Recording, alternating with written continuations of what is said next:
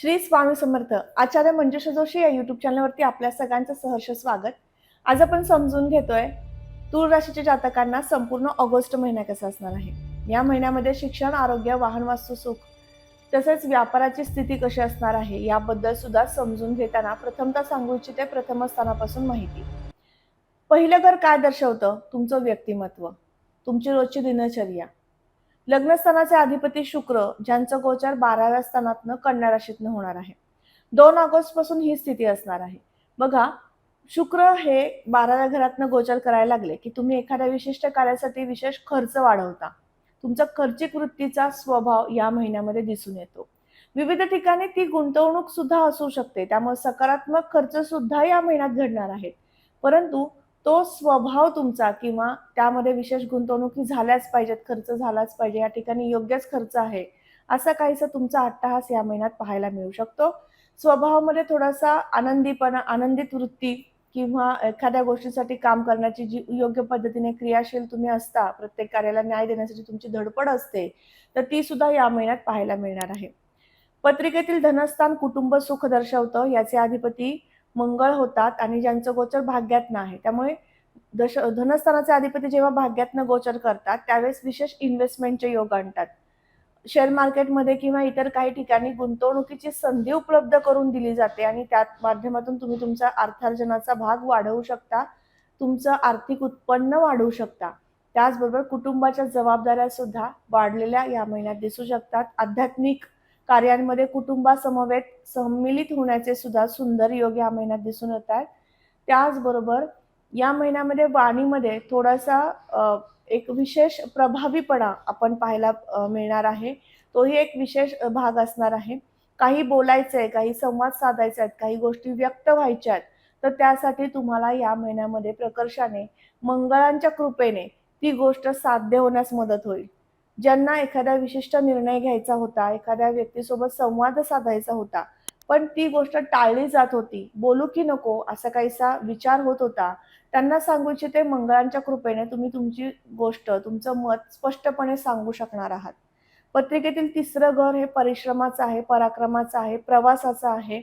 या सगळ्या दृष्टीने या ठिकाणी असणारी धनुराशी आणि तृतीय स्थानाचा अधिपती गुरु, ज्यांचं गोचर दशमातनं होतंय, म्हणून तुम्ही तुमच्या कार्यातनं उत्कृष्ट असं यश संपादन करून घेऊ शकता. तुमच्या कामाला न्याय मिळणार आहे. तुम्ही जे काही कार्य करताय त्यातनं यशाकडे जाणार आहात. असा सुंदर प्रवास गुरूंच्या कृपेने या महिन्यातील पहिल्या आठवड्यानंतर पाहायला विशेष मिळणार आहे. पहिल्या आठवड्यापर्यंत ग्रहस्थिती कशी असणार आहे, तर गुरु अस्तावस्थेमध्ये असल्यामुळे पहिला आठवडा थोडासा जड जाऊ शकतो. खूप कष्ट पडू शकतात. एखादी गोष्ट दुसऱ्यांपर्यंत पोहोचवण्यासाठी थोडे अधिक परिश्रम तुम्हाला घ्यावे लागू शकतात. परंतु दुसऱ्या आठवड्यामध्ये मात्र ही स्थिती परिवर्तित होईल. जे काही कार्य हाती घेतलेलं आहे ते उत्कृष्ट आणि उत्तम करण्याचा तुमचा स्वभाव आणि त्या स्वभावाचं चांगलं फळ, अशा पद्धतीने ह्या सगळ्या गोष्टी घडणार आहेत.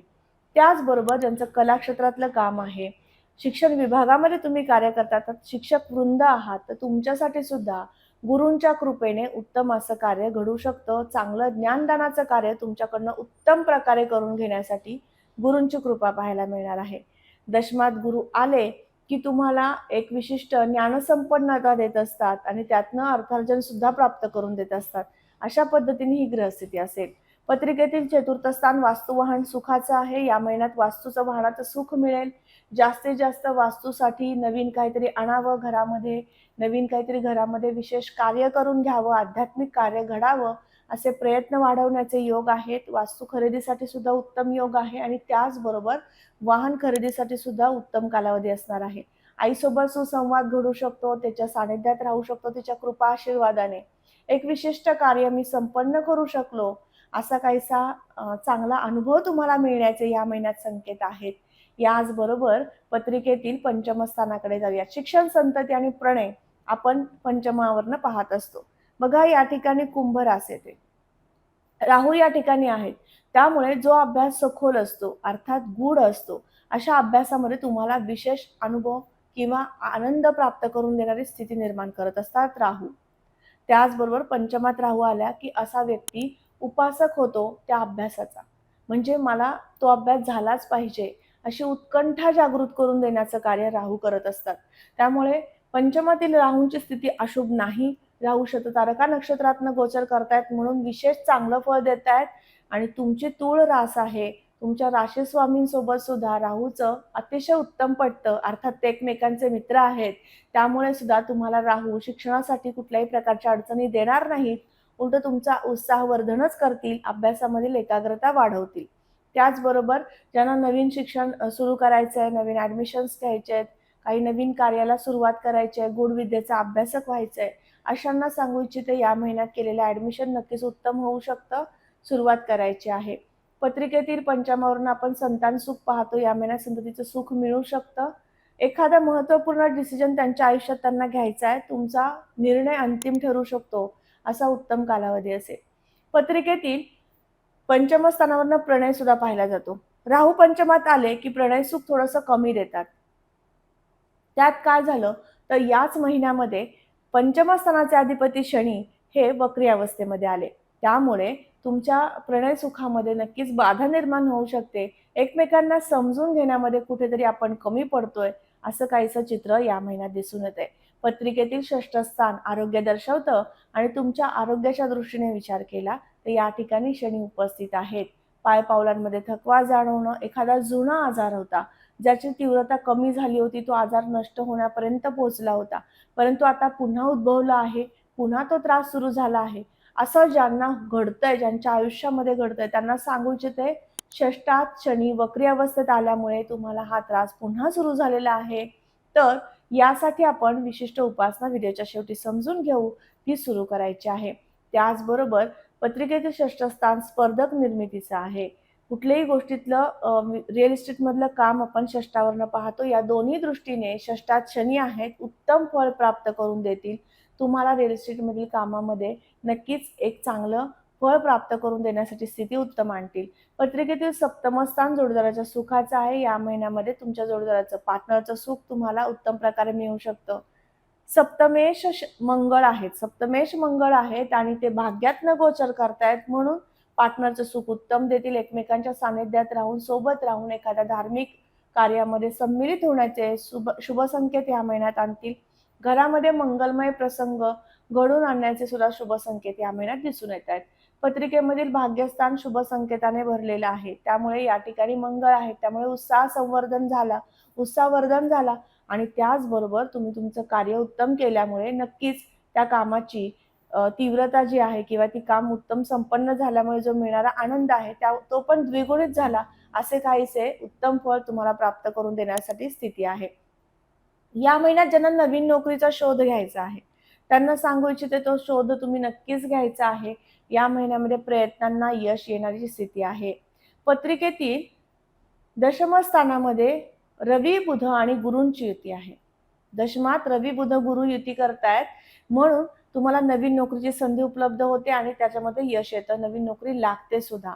ज्यांचं सरकारी खात्यामध्ये नोकरी करत आहात, सरकारी खात्यामध्ये काम सुरू आहे, तर अशा सगळ्यांना सांगू इच्छिते गव्हर्नमेंटमध्ये जॉबसाठी ट्राय करताय किंवा तुमचं कार्य सुरू केलेलं आहे, तुम्ही जॉब करताय, तर तुमच्या सगळ्यांसाठी वर्कलोड वाढणार आहे 17 ऑगस्ट नंतर. 17 ऑगस्ट पर्यंतची स्थिती उत्तम असेल, पण 17 ऑगस्ट नंतर जबाबदाऱ्या वाढतील. काही विशिष्ट कार्य करण्यासाठी तुमची दमछाक होण्याची स्थिती आहे, इतकं तुम्हाला काम करावं लागणार आहे. वर्कलोड वाढणारी स्थिती 17 ऑगस्ट नंतर प्रकर्षाने आहे. त्यामुळे कामाचं स्वरूप, कामाचं सुनियोजन या गोष्टींकडे विशेष लक्ष द्यावं असा सल्ला तुम्हाला असेल. व्यापारी वर्गासाठी ज्यांचा सोने चांदीचा व्यापार आहे, खाद्यपदार्थाचा व्यापार आहे, अर्थात ज्यांचा हॉटेल व्यवसाय आहे, अशा सगळ्यांसाठी हा महिना उत्कृष्ट असणार आहे. लाभाची स्थिती उत्तम आहे, तसा खर्चाचा योग पण असणार आहे. योग्य ठिकाणी इन्व्हेस्टमेंट व्हावी यासाठी तुमचा प्रयत्न होतो. विशेष सांगू इच्छिते ज्यांचं शिक्षणासाठी काही नवीन शिक्षण घ्यायचंय, परदेशात जाऊन शिकायचंय, ऍडमिशन प्रोसेस सुरू केलेली आहे, अशा सगळ्यांसाठी हा महिना असणार आहे विशेष खर्चाचा. अर्थात तो सकारात्मक खर्च आपण म्हणू, तो मोठ्या प्रमाणात झालेला दिसून येऊ शकतो. पत्रिकेतील 12 घरं आणि त्यावरून आपण आता माहिती जाणून घेतली, राशीफळ समजून घेतलं. या महिन्यामध्ये 2 ग्रह तुम्हाला विशिष्ट ऊर्जा देतील. प्रथम ग्रह म्हणजे रवी, जो 17 तारखेनंतर तुमच्यामध्ये विशिष्ट नेतृत्व गुण संपन्नता देईल, आणि गुरु जो तुमच्यामध्ये विशेष उत्साह निर्माण करून देईल आणि त्याचबरोबर संपत्तिक स्थिती आर्थिक स्थितीमध्ये वाढ निर्माण करून देईल. असे चांगले फळ देणारे 2 ग्रह त्याचबरोबर प्रथम स्थानाचे अधिपती शुक्र, ज्यांचं नीचस्थ गोचर धनस्थानामध्ये असल्यामुळे थोडंसं कुटुंबाच्या जबाबदाऱ्या वाढण्याचे संकेत, असं संमिश्र ग्रहमान तुम्हाला पाहायला मिळू शकतं. म्हणून आपण माहिती घेतली आणि त्याचबरोबर आता आपण उपासना समजून घेतोय. जे कार्य होत नाहीये विलंबित, त्या कार्यासाठी प्रत्येक गोष्टीसाठी वेळ लागत आहे, तर अशी सगळी कार्य सुलभतेने होण्यासाठी संपूर्ण महिनाभर मारुती स्तोत्र पठण करायचं आहे. आरोग्य सुद्धा तुमचं उत्तम होण्यासाठी नमःशिवायचा जप करायचा आहे. जास्तीत जास्त जप करायचा आहे. पाय पावलांमध्ये थकवा निश्चित जाणवू शकतो, म्हणून नमःशिवायचा मंत्र जप करणं तुमच्यासाठी उपयुक्त ठरेल आणि त्याचबरोबर मारुती स्तोत्र पठण करणं सुद्धा उत्तम ठरेल. आज आपण समजून घेतलं संपूर्ण ऑगस्ट हा महिना तूळ राशीसाठी कसा असणार आहे. आजचा हा महत्त्वपूर्ण व्हिडिओ तुम्हाला कसा वाटला लगेचच कमेंट करून सांगा. कमेंटमध्ये श्री स्वामी समर्थ लिहिण्यास अजिबात विसरू नका. तुम्ही आपल्या चॅनलवर नवीन असाल लगेच चॅनलला सबस्क्राईब करा, बेल आयकॉनला क्लिक करा. पुन्हा भेटूयात अशाच महत्त्वपूर्ण माहितीसह. तोपर्यंत मी आपली रजा घेते. श्री स्वामी समर्थ. जय जय स्वामी समर्थ. रामकृष्ण हरी.